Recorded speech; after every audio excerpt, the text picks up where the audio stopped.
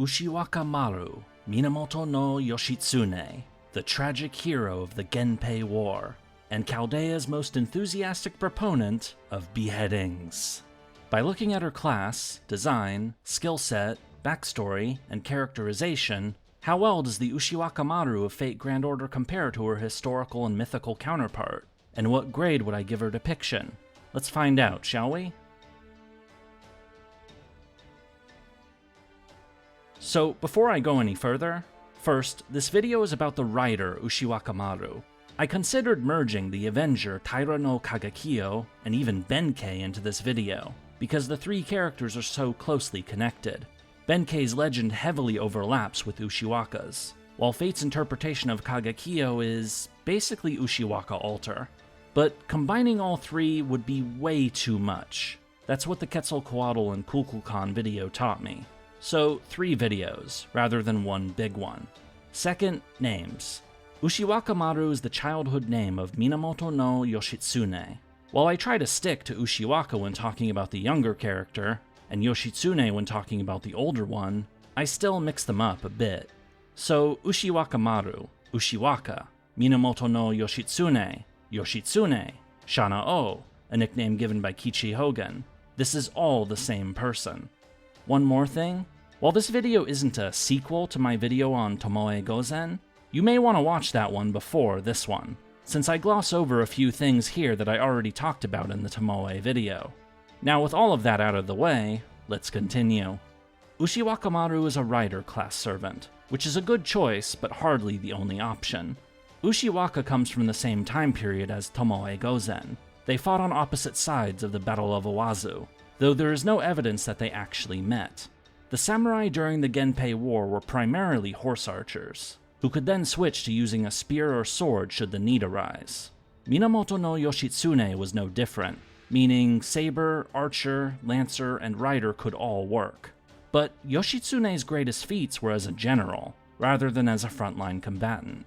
Make no mistake, he was a very good warrior, but he was an even better general. Because of this, I think this is why we get rider rather than saber, archer, or lancer. There's also the fact that, his most famous battle was actually a naval battle, but we will get back to that later. With that said, FGO's Ushiwakamaru doesn't ride a horse. She's a sword wielder who is incredibly fast on her feet. While this might seem weird for a rider, it is still consistent with how Yoshitsune is typically depicted, as an agile, speedy warrior in contrast to the muscular colossus, Benkei. This portrayal of a speedy but deadly warrior might be why Ushiwaka's summer version is an assassin rather than any of those other classes. Yoshitsune was also particularly good at trickery and surprise, so getting assassin for her summer version isn't completely crazy. Anyway, while rider is a good class for Ushiwakamaru, it is only one of many possible options. Getting into her character design, we first have to talk about gender because Minamoto no Yoshitsune was a man, whereas Ushiwakamaru is not. So what justification does Fate give for this? Well, frankly, I can't find one. They just don't address it, at least as far as I can tell. All we can do is speculate as to why.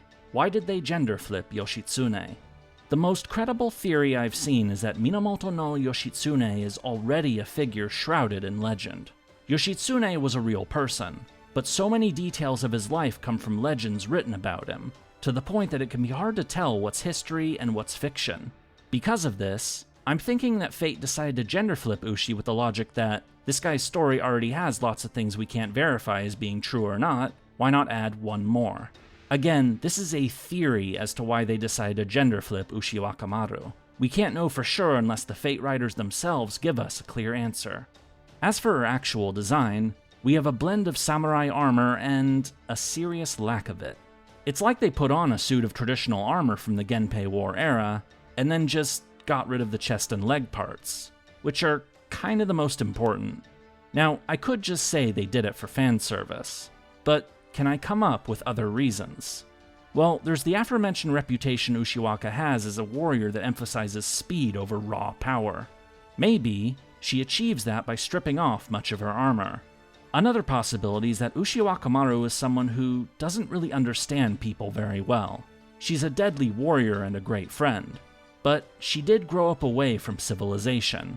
either at the temple on Mount Kurama or in the home of Fujiwara no Hidehira. She doesn't really understand why others might be taken aback by her skill, why they would be jealous of that skill, or her obsession with severed heads. And, perhaps, she doesn't understand why she would need to wear more clothes, why her wearing so little might be distressing to other people. Maybe. Or maybe it's just for the fan service. Yeah, it's probably that.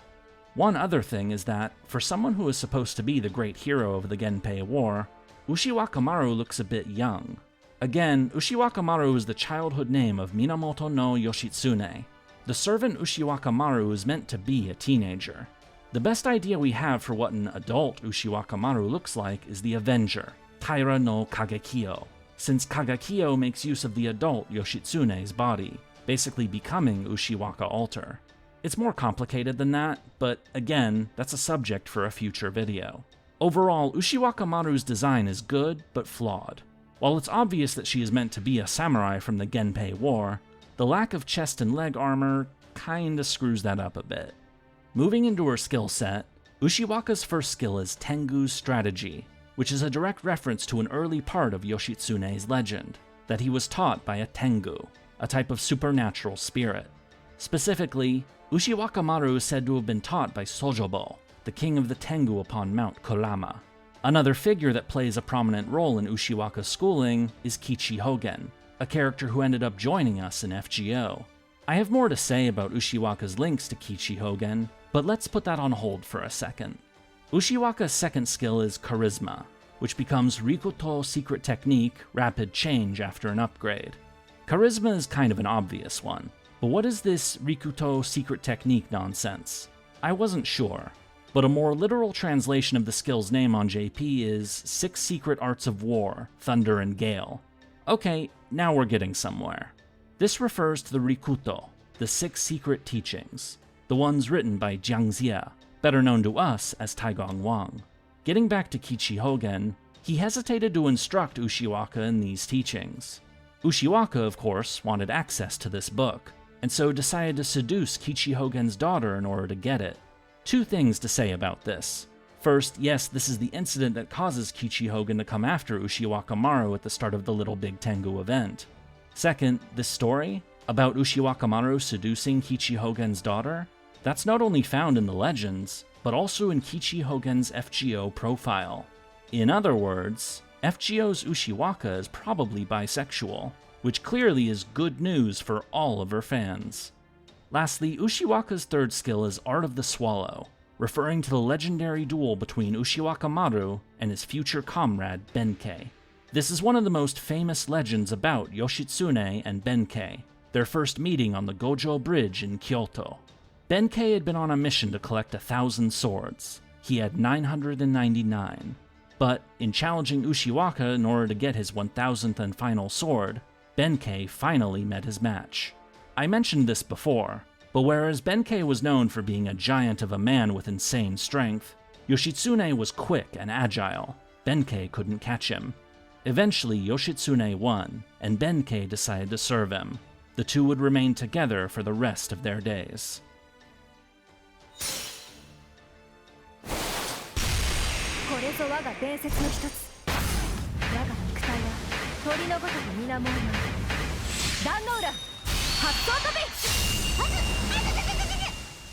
Ushiwakamaru's noble phantasm is The Wandering Tales of Shanao, a collection of 5 secret techniques coming from the various legends about Minamoto no Yoshitsune. So it's like 5 different MPs. And while all of these techniques are brought up in the FGO materials, we've only really seen 2 of them in action: Usumidori, which we will talk about soon, and this, Dan-no-Ura, 8-boat leap. In it, Ushiwaka powers up, leaps from one ship to another, then strikes her opponent with her sword. This attack is about one of Yoshitsune's most famous legends, taking place during his most famous battle, the Battle of Dan-no-Ura. This was a major naval battle taking place in the Shimonoseki Strait, and would prove to be the final battle of the Genpei War. One of the legends coming out of this battle is that Yoshitsune jumped from one ship to another 8 times in succession, in order to either escape Taira Noritsune, whose ship was sinking and was trying to take Yoshitsune down with him, or to kill Yoritsune before he could commit seppuku. If the idea of jumping from one ship to another sounds weird, keep in mind that this was centuries before people started putting cannons on ships. If you wanted to take an enemy ship, you often had to board them and kill their crews. So while it's probably an exaggeration that Yoshitsune jumped 8 ships one after another, the idea of jumping from one ship to another, in the age when naval battles were basically melee battles on the decks of ships, there's nothing weird about moving from one ship to another. Now, I do have a nitpick. This is a superb MP choice for Minamoto no Yoshitsune. It's what I would choose if I were designing the character. But our character, technically, isn't Yoshitsune. It's their teenage form, Ushiwakamaru. Giving Ushiwaka Dan-no-Ura as an MP is like giving the young Alexander Ionioi Hetairoi. Sure, it fits their legend, but not at this stage of their life. This is particularly weird because Ushiwaka's skill set otherwise suits a young Yoshitsune pretty well. If I had to create an MP meant for a younger version of Yoshitsune, I'd probably have gone with the duel on the Gojo Bridge against Benkei, to turn that into some kind of speedy flurry of attacks, perhaps giving Ushiwaka an evade after using the MP as a bonus. The fact that the devs chose Dan-no-Ura as Ushiwaka's MP, it confuses the issue. Is this really just the teenage Yoshitsune, or did whoever came up with this MP forget that little detail? It's not a huge problem, but it is still an error. Ushiwakamaru's craft essence is Usumidori, depicting Usumidori, Yoshitsune's sword. Well, it wasn't just Yoshitsune's sword. It was one of 2 swords that had been passed down through the Minamoto family, for about 2 centuries before Ushiwaka got his hands on it. The legend goes that these swords were commissioned from a Chinese swordsmith by Minamoto no Mitsunaga, who lived from 912 to 997 CE. These swords would be passed down to one of Mitsunaga's own sons, Minamoto no Yorimitsu. Yorimitsu, who lived from 948 to 1021, would, like Ushiwakamaru, become a historical figure who ended up getting tons of legends written about him. Stories about fighting Oni, giant spiders, Tsuchigumo, all sorts of stuff.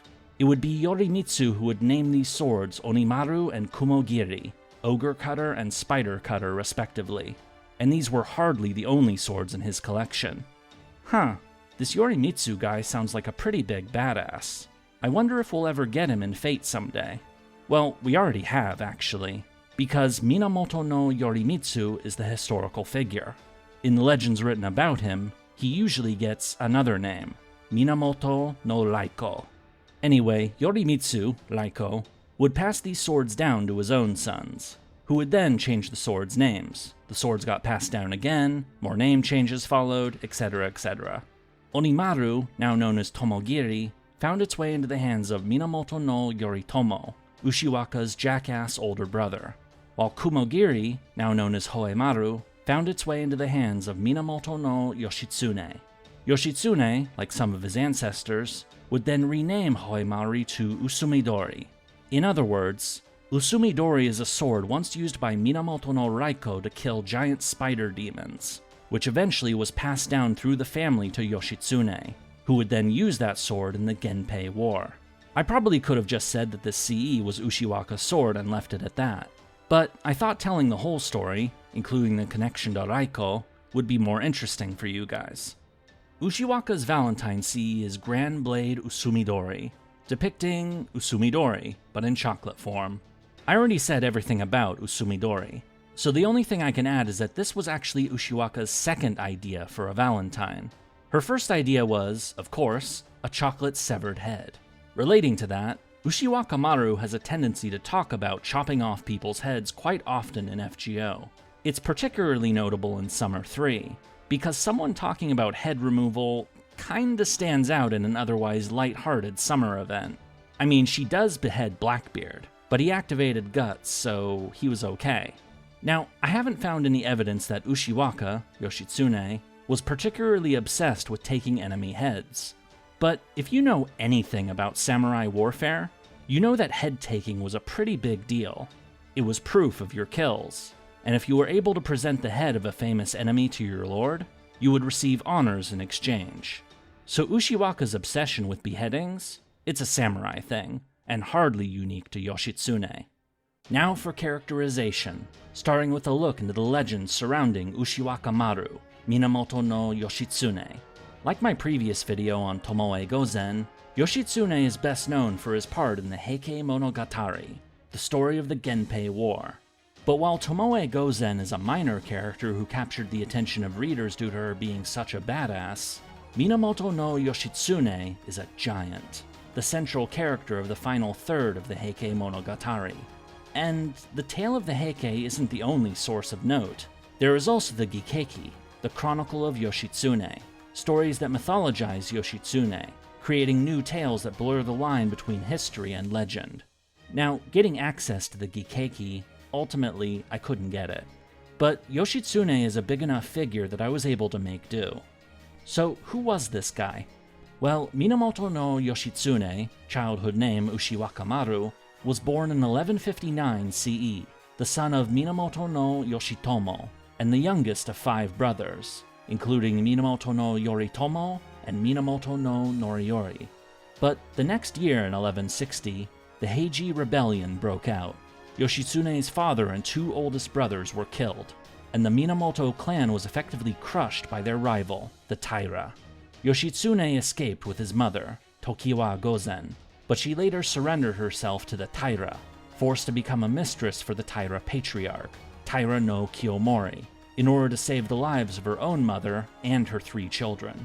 Those 3 children were then split up, with the eldest, Yoritomo, being sent to Izu province under the care of the Hojo family, while Yoshitsune eventually ended up on Mount Kurama outside of Kyoto.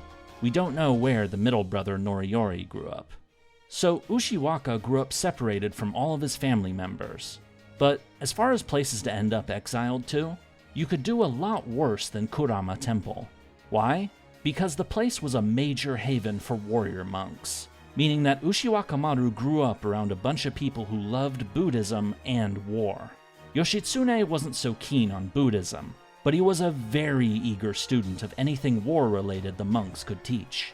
His time at Mount Kurama is where we would later get the legends about Ushiwaka getting special lessons, either from Sojobo, the king of the Tengu, or Kichi Hogen, the onmyoji that Ushi later stole the secret teachings from. After a few years, in 1174 when Yoshitsune was 14, he was moved to Mutsu province, where he lived under the protection of its ruler, Fujiwara no Hidehira. At some point during the next 6 years, Ushiwakamaru would end up in Kyoto, having his legendary duel with Benkei. But it would be in 1180, when Yoshitsune was 21, that his life would change forever, because that is when the Genpei War broke out. I talked about why the war broke out in the Tomoe video, so I'll skip over that here. The important detail is that, when Prince Mochihito called for an uprising against the Taira clan, Ushiwaka's brother, Minamoto no Yoritomo, answered the call. It had been 20 years since the fall of the Minamoto clan. Yoshitsune had only been an infant. He didn't remember Yoritomo. They may have never actually met. Nevertheless, Yoshitsune set out from Mutsu province with Benkei, resolved to join his long-lost brother and fight on his side in the coming war. The first years of the war were largely ones of stalemate. Both the Taira and Minamoto built up their forces, hampered by an outbreak of famine. There were battles, some Minamoto wins, some Taira wins, but none of them were decisive. Then, 3 years into the war in 1183, the Taira suffered a major defeat at the Kurikara Pass, defeated by the other Minamoto faction, led by Yoshitsune's cousin, Minamoto no Yoshinaka. Yoshinaka drove the Taira all the way back to Kyoto, with another army led by Yoritomo and Yoshitsune's uncle, Minamoto no Yukie, attacking from Kamakura. Before long, Yoshinaka had taken Kyoto, and the Taira had fallen back to Shikoku and Kyushu. But then, some trouble arose between Yoshinaka and Yoritomo. The two of them, despite being family, weren't the best of allies. Yoritomo's oldest brother had killed Yoshinaka's father 28 years before, and Yoshinaka, despite having sworn allegiance to Yoritomo, wasn't really happy about being number 2 after having done all the heavy lifting so far in the war. In hindsight, Yoshinaka might have been onto something.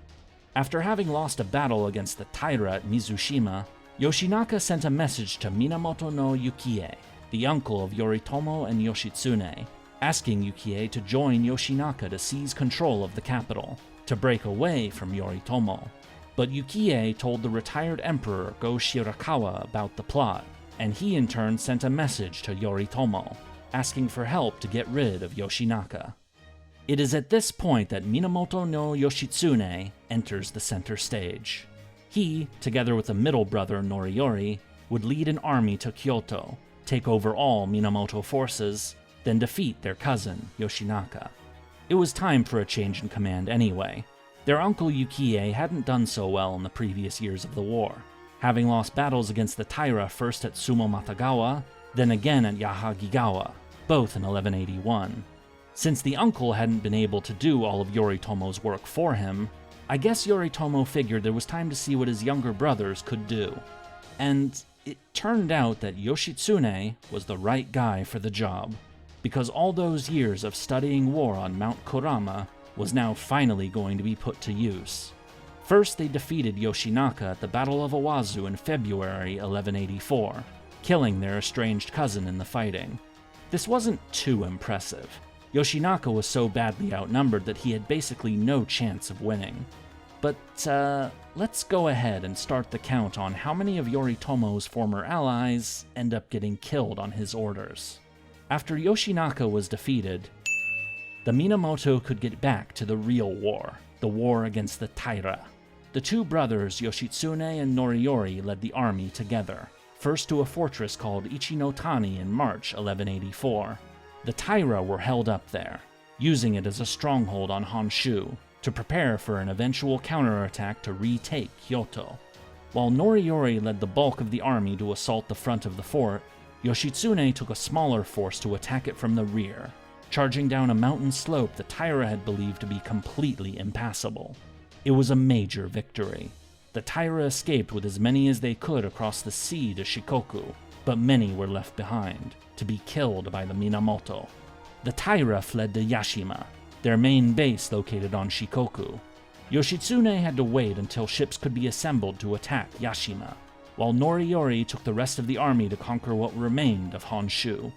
It would be another year before Yoshitsune moved on Yashima, but, like at Ichinotani, he would do so with a clever ruse. The Taira expected the Minamoto to attack by sea, so in March 1185, Yoshitsune took a small force of about 150 men, landed on Shikoku, then set up a whole bunch of lit torches to make the Taira think the Minamoto were actually attacking from land. Panicked, the Taira got on their ships and fled, effectively being tricked into abandoning their main base. Yoshitsune and Noriyori would take another month to prepare, then launched a massive fleet against the Taira fleet in the Shimonoseki Strait, at a place called Dan-no-Ura. At first, the Taira did well despite being heavily outnumbered, but then one of the commanders on the Taira side, whose son was being held hostage, defected to the Minamoto, leading to not only the Taira having to fight former allies, but also the Minamoto learned which ships the Taira leadership were on. A few hours later, it was over. The Taira were crushed. The child Emperor Antoku had been drowned by his own grandmother, and the Genpei War was won. Yoshitsune was hailed as the general who won the war, whose strategies had won great victories at Ichinotani, Yashima, and Dan-no-Ura.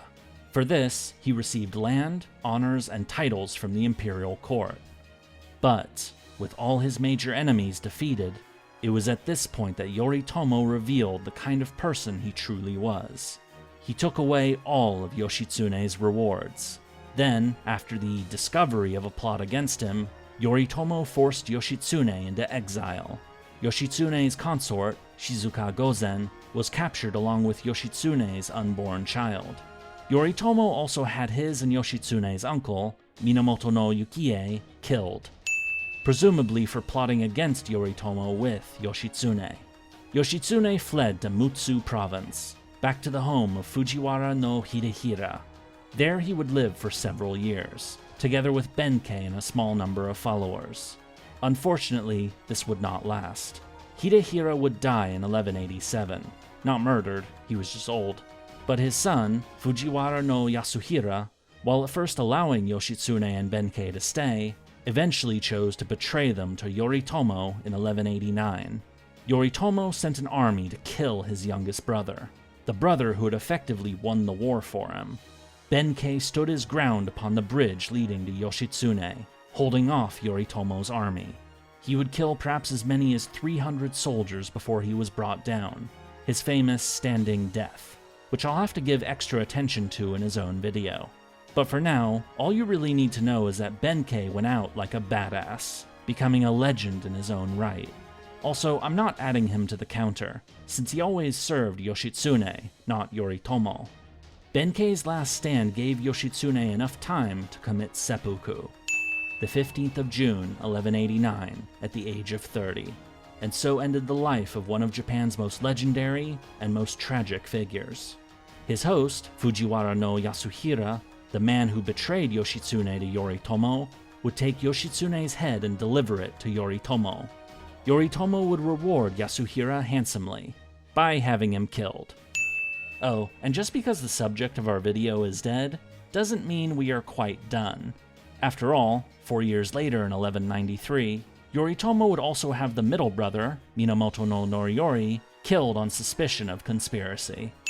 Lastly, although initially spared, both Yoshitsune's consort, Shizuka Gozen, and her son by Yoshitsune were both killed on Yoritomo's orders. There, that should do for the count. You know, I try to avoid calling people psychopaths or sociopaths, especially historical figures who existed centuries before either of those terms did. But you don't need to be a master at pattern recognition to see that something must have been seriously wrong with Yoritomo.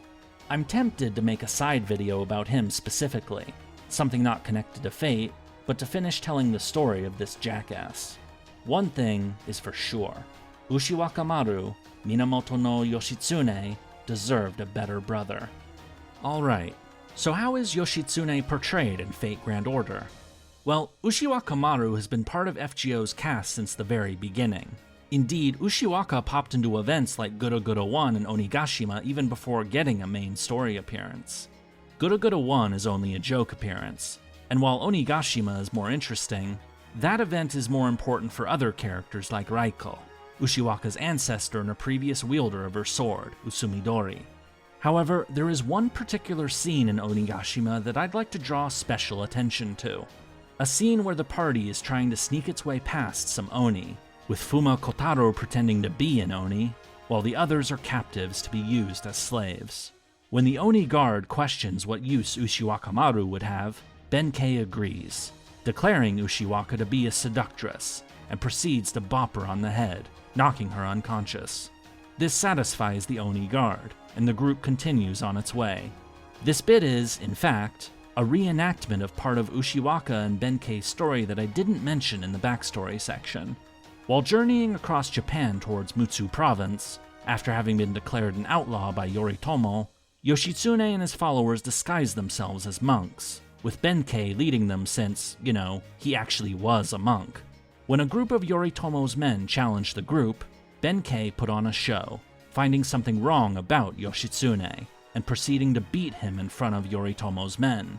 Since the idea of a servant striking his lord was considered unthinkable, this display persuaded Yoritomo's men to let the group pass. This scene in Onigashima is, I think, a reference to this anecdote about Ushiwakamaru and Benkei, a little gem to be appreciated by those who are able to recognize it. FGO is full of moments like this, actually, particularly with its Japanese servants. It's one of the reasons I like it so much. But as cool as it is to have gotten this little Easter egg in Onigashima, Ushiwakamaru isn't best remembered for Onigashima. She is best remembered for Babylonia. In that story, Ushiwakamaru is one of the servants summoned by Gilgamesh to help defend Uruk from the three-goddess alliance. Throughout Babylonia, Ushiwaka comes off as an excellent ally, someone fun to be around, a great friend, and utterly ruthless on the battlefield. All of this is in the original FGO story, but the anime adaptation gives Ushiwaka even more, adding some extra scenes that further flesh out the character. First is that scene on the roof, when Fujimaru admits that he grew up admiring Ushiwakamaru, Yoshitsune, as a hero, someone from the past to look up to. This shouldn't be a surprise. As far as figures from Japanese history go, Minamoto no Yoshitsune is probably second only to Oda Nobunaga. He's a big deal. For her part, Ushiwaka is surprised by this, since she felt misunderstood in life, and so didn't expect people centuries later to identify with her. It is worth remembering that Yoshitsune had a very abnormal upbringing, with no family members, growing up in a temple full of warrior monks, more years on an estate, only to then leap into a war to support a brother he had never met, a brother who ultimately used and discarded him. Fate uses all this to portray Ushiwaka as someone who doesn't entirely understand people. She's a ferociously deadly warrior, that much is undeniable. But when it comes to dealing with people, Ushiwaka isn't so good at that. She doesn't get why Fujimaru would be embarrassed about how revealing her clothes are. She doesn't understand why her frequent comments about chopping people's heads off freaks everyone out. And, while this younger version of Yoshitsune still deeply admires her brother, the memory of his betrayal is buried, it's clear that while Fate's Ushiwaka looked up to her brother Yoritomo, she couldn't see that the feeling wasn't mutual. That Ushiwaka's skill and seemingly bizarre behavior fueled her brother's jealousy and paranoia, with tragic consequences. Now, while other FGO events are full of people commenting on Ushiwaka's various personality quirks, Babylonia is not. The situation is far too serious to be picky about your allies. I mean, Ushi isn't really that weird in Babylonia anyway. What Ushiwakamaru is in Babylonia is, ultimately, what she is in her own history and legends, a tragic hero. It plays out differently, of course, but her story in Babylonia is undoubtedly a tragedy. Her last stand against Gorgon, especially in the anime adaptation, is one of the most memorable scenes in Babylonia. Seriously, did anybody walk away from this scene and not think Ushiwakamaru was awesome? Her and Leonidas both were absolute legends here, even if both of their efforts were doomed. But then the tragedy part comes. Kingu decides not to kill Ushiwaka, but to force her to join his side, to become an enemy of humanity. When Ushiwaka emerges later, corrupted, you see the darker side of this great character. Her murderous impulses are now turned on her friends, and her resentment about being betrayed by her brother has now been twisted into a general hatred for all of humanity. You could try to tell yourself that the real Ushiwakamaru died during her last stand against Gorgon, but as difficult as it is to admit, this alter version of Ushiwaka is still plausible. A spirit of vengeance from beyond the grave, angry about her ultimate fate, not unlike what we see with Jean Alter. Of course, the concept of an Avenger Ushiwaka is going to be the subject of a future video, so for now let's move on. Ushiwakamaru has a lot of appearances in Fate Grand Order, which makes sense due to how popular the character is. Aside from Gura Gura 1, Onigashima, and Babylonia, you have her interlude, where she talks about the difficulty she has with people misunderstanding her intentions, that she really does want to fight for other people. But now that she has a master who does understand that, she is very happy, and hopes to get head pats in return. There's also Christmas 3, where, after beating her in a fight, she requests a wholesome picture of Mash and the protagonist for a gift, rather than one of herself or Benkei. Then we get to Summer 3, where she develops a rivalry with Maeve, and also regularly goes on about head removal, and actually doing it to Blackbeard. And, of course, there's Little Big Tengu, Farewell to Kamakura, where Ushi reunites with her mentor, Kichi Hogen, only to end up going on another adventure to chase after someone who looks weirdly like her. But I'm going to save talking about that event for another day. If I had to sum up the historical Yoshitsune, I'd call him a daring military genius, very loyal to those that he serves, a great friend to have, but also prone to being misunderstood, unable to understand the true nature of his very jealous older brother, ultimately leading to a tragic ending. Fate's Ushiwakamaru, though it represents a teenage version of Yoshitsune, does check all of those boxes. The issues I have with Ushi's characterization are more nitpicks than anything else. As fun as it is, she's a bit too obsessed with head removal, even for a samurai. And while it is made clear that Ushiwaka is a phenomenal warrior, I think we could use a few more reminders that she was also a superb commander. Bold, aggressive, and able to crush her enemies in ways that they never expected. And now for the verdict. What grade would I give Ushiwakamaru's depiction in Fate Grand Order? Well, as a whole it's very good, but with a few small blemishes. The gender flip doesn't really change the character, but the lack of explanation is a mark against her. The design would have been great if they had had her wearing some chest and leg armor. There's a reason why I prefer her costume from the Grail Live event, and I doubt I'm the only one. Skillset is solid, though there is the nitpick of the teenage Yoshitsune getting an MP from her adult years. Actually, that's a general criticism, that sometimes it seems like the devs weren't sure if they were making the teenage Ushiwakamaru or the adult Minamoto no Yoshitsune. But when it comes to characterization, aside from a few nitpicks and embellishments, it's pretty good. Minamoto no Yoshitsune is a tragic hero who is greatly admired in Japan. Fate's Ushiwakamaru might have some changes, but the core of her personality matches. And while Yoshitsune had a tragic ending, because of the way Fate works, Ushiwaka only has had one of those, in Babylonia. She gets to spend the rest of her screen time being that crazy friend who has a bizarre sense of humor. But, when the going gets tough, Ushiwakamaru is one of the best allies you could ever ask for. And so for a final grade, I am going to give Ushiwakamaru, Minamoto no Yoshitsune, a B+. If you would like to learn more about another prodigy from Japanese history who had a tragic ending, check out my video on Okita Soji right here.